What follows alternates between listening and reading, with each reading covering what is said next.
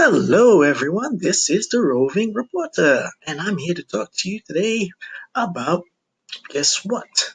Language, yes. Vocabulary, you got it. Idioms, that's right. So, let's set the scene, shall we? So, I want you to listen. Mhm. Do you want to hear a secret? Mhm. Do you promise not to tell? No, I'm just joking with you. I'm just playing around with the song from the Beatles. It's old school, I know. But imagine, let's go back to the topic of the video. Imagine that you could discover if an idiom is maybe used in one variety as opposed to another, if it's not maybe not that common, if it's considered maybe formal, informal, outdated, and so on.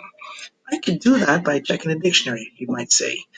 But does the dictionary give that all the information we really need to understand how to use idioms? Why am I talking about this? Because sometimes when we learn idioms or we come across them, especially if we're teaching or if we're learning, because I'm talking to teachers here too. I know some of you are teachers, and then students might ask you, "Well, do people use this? People say this in English? I've never heard it." Right? And that again is an example of how language is so diverse and English is so diverse. Well, I'm not going to just talk, I'm going to show what I'm talking about. So there are two things I want to show you, right? First, you want to take a look at my blog post, which has talking a bit about that, and also a Google form I created to exemplify this idea about idioms. Okay, so you ready? Here we go. Get ready. Well, here we are. Welcome back. And as I said, I was going to show you here now an example of, we're talking about the topic of our discussion today, which is idioms, right? And as you can see, it's a blog post with the title "An Idiom a Day Makes Your English Okay." But what I want us to focus on are some questions that often come up. You may have had those questions as a teacher or as a learner related to idiomatic expressions. And I want you to focus on them right here. I'm going to include the link to this post afterwards if you want to read at any time. But let's go down and focus on the questions. So we have the questions right here. How can you make it even feel like second nature? That's already an idiomatic expression, meaning that something that you use automatically. So that's one thing. And if we're learning from and we are speakers of other languages, how can we do that and maybe use translation to our benefit? Can we maybe look and find equivalents in the language? That's something to think about.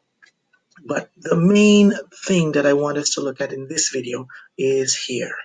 How do we know that the idioms are frequent and maybe used across different registers? Not just registers, but also varieties. Because varieties, we have the British, we have the American, we have Canadian, Australian, and so on.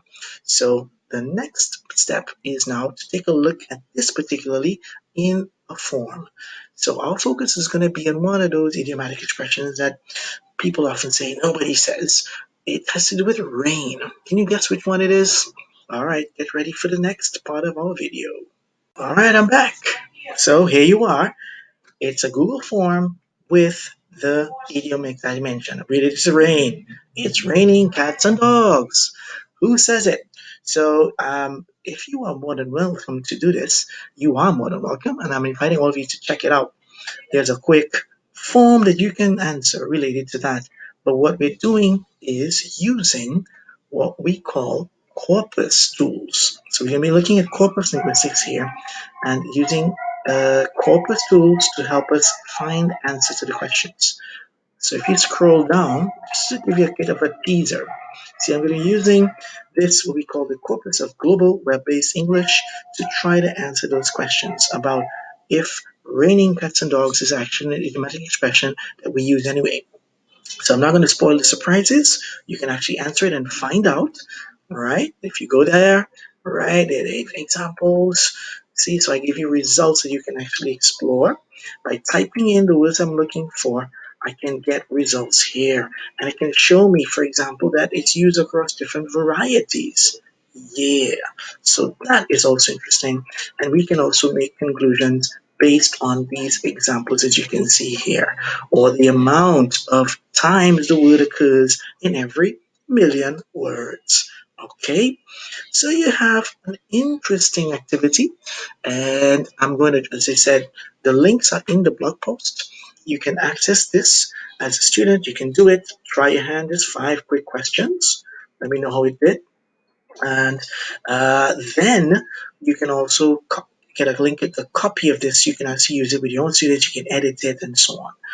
Okay, great. How was that for a try at corpus linguistics? Welcome to the world of corpus. I gave you an example using corpus tools, what we call the collection of examples of real English from around the world. They collect electronically, and that's what we do to find examples. We ask a question, and then we use this great technology to get some answers. So I hope you enjoyed doing that. And most importantly, welcome, as I said, to corpus linguistics. That's what it's all about. Trying to find answers, making hypotheses about what happens with the language, and then discovering. Somebody that maybe your, I don't know, your dictionaries may not be able to give you the same examples, the same kind of content that you might be looking when we use corpus.